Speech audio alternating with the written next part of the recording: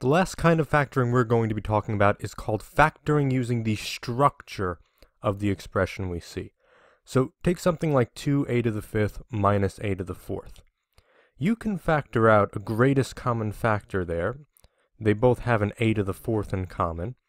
So if I were to factor that out, I'd be left with 2 times a to the first minus, remember that anything divided by itself reduces to 1. So I'd be left with 2a minus 1. So this factors pretty nicely using the greatest common factor. If we look at something like our second expression down here, 2 times 10x minus 3 to the fifth minus 10x minus 3 to the fourth, notice that we have the same thing in the parentheses there. So if we look at the structure of this expression that we started with, 2 times something to the fifth minus something to the fourth, we actually have the same kind of factoring here, where if I wanted to apply the same logic I did in that first example, I can divide out a 10x minus 3 to the fourth power in both of them. Because if I think about my exponent rules, even if I have a binomial to an exponent, I could still reduce this to 10x minus 3 to the first if I were to divide it out.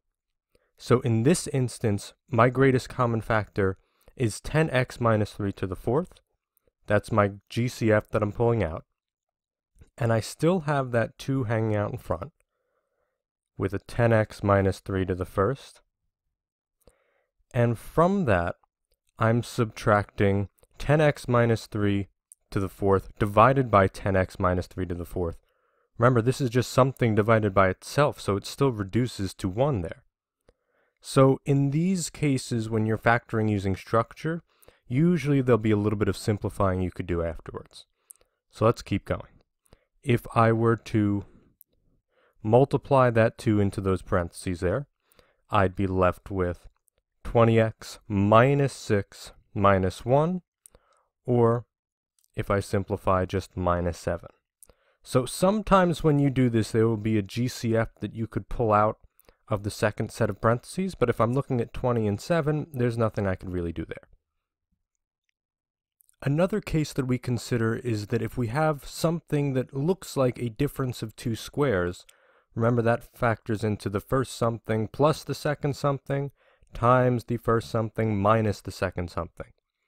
So let's take a look at this expression down here. 8x plus 5 quantity squared minus 3x plus 10 quantity squared.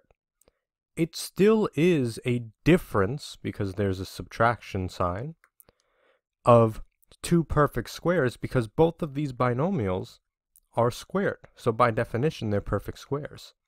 So if I'm using this same rule that we already know how to use, this 8x plus 5 represents my a in this case, and this 3x plus 10 represents my b. So I'm going to make a similar substitution. So I know it's something plus something times something minus something. When I plug in these 2 binomials, I'm going to use parentheses around each of them to separate them so I know what the 2 things I'm squaring are. The reason I'm doing that, in this first set of parentheses with the addition it doesn't make a difference, but for a subtraction sign, if I'm trying to simplify this, remember that you'll have to distribute that -1 out in front, and if you don't have those parentheses there, you won't think to do that. So let's clean this up a little bit. I can combine some like terms here. 8x and 3x makes 11x, and 5 and 10 makes 15. But in my second set of parentheses, I'm going to distribute that -1 first.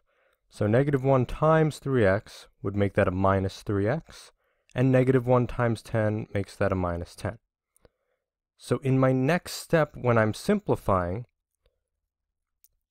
8x and a minus 3x makes positive 5x, and 5 minus 10 just makes minus 5. So remember, if you're factoring completely, you always want to factor until there is no more factoring you could possibly do. And when we simplified here, if I'm looking in that second set of parentheses, I notice that both 5x and minus 5 are divisible by 5. So I can actually pull out another GCF here, even though we didn't have one to start with. So I write the GCF on the outside just because it's easier to have my single terms to the left of all my parentheses. And when I divide that out here, 5 divided by 5 is 1, so I'm just left with x minus 1. And this would be a fully factored form for this difference of two squares. So remember, you're looking for that minus sign and the two binomials squared.